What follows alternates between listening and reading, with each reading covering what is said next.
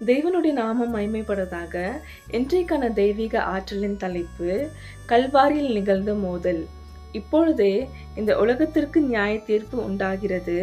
இப்பொழுதே இந்த உலகத்தின் அதிபதி புறம்பே தள்ளப்படுவான். யோவான் 12:31. ஆதாமையும் ஏவாளையும் ஏமாற்றினது போல இயேசுவையும் ஏமாற்றி விடலாம் என்று சாத்தான் நினைத்தான்.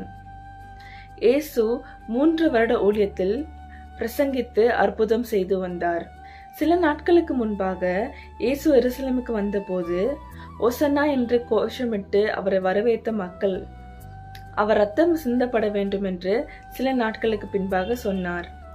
அங்கிருந்த மத தலைவர்களும் பொதுமக்களும் இயேசுவுக்கு எதிரியாய் மாறியிருந்தார்கள். மக்கள் நடுவில் கிளர்ச்சி ஏற்படும் வரை ரோமர்கள் இயேசுவை கண்டு கொள்ளவில்லை.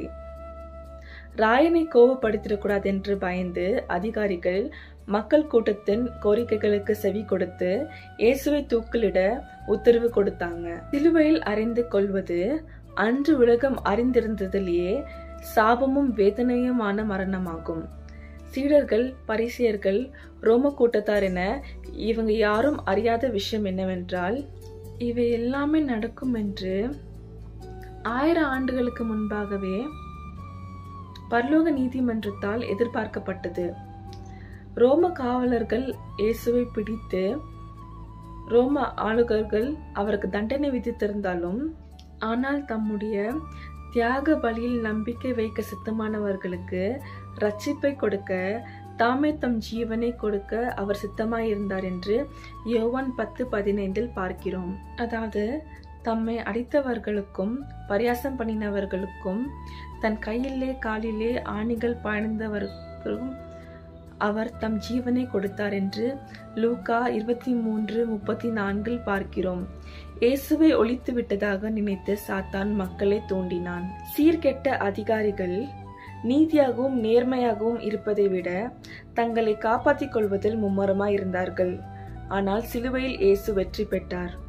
தன் எதிரியாக சாத்தான் வைத்த எல்லா குற்றச்சாட்டையும் ஒரு பலியில் இயேசு அழித்து விட்டார். இந்த பாவ உலகத்தின் அதிபதியான சாத்தான் இடத்திலிருந்து இந்த உலகத்தை இயேசு வென்றார். இயேசு கிறிஸ்துவின் கீழ்ப்படிதலும் தியாகமும் சாத்தானின் சூழ்ச்சியை அழித்து விட்டது. அவருடைய மரணம் உலக பாவங்களை அழித்து விட்டது. இந்நாட்களும் இயேசு கிறிஸ்துவின் காலத்தை போலவே சாத்தானின் சூழ்ச்சி அதிகமாயிருந்து இந்த பாவமான உலகம் பாவத்தால் இருந்திருந்தாலும் பாவம் செய்யாமல் எல்லா மனிதர்களும் நீதிமான்களாய் வாழ முடியும் என்று இயேசு கிறிஸ்து நமக்கு காண்பித்திருக்கிறார். தேவ பிள்ளைகளான நமக்கு தினந்தோறும் நம் வாழ்க்கைக்கு வேண்டிய மாபெரும் போராட்டத்திற்கான பலன் கல்வாரியை நோக்கி பார்க்கும்போது நம்மளுக்கு கிடைக்கும். அப்படிப்பட்ட பலனை நாம் பெற்றுக்கொண்டு வெற்றி பெற்றவர்களாய் கிறிஸ்துவோடு நாம் நித்தியத்திற்கு வாழ்வோம். இன்றைய மருத்துவ குறிப்புக்காக முல்லைக்கீரையை குறித்து பார்க்கலாம். இந்த முல்லைக்கீரை நம்முடைய செல்களுடைய வளர்ச்சியை உதவி செய்யும்.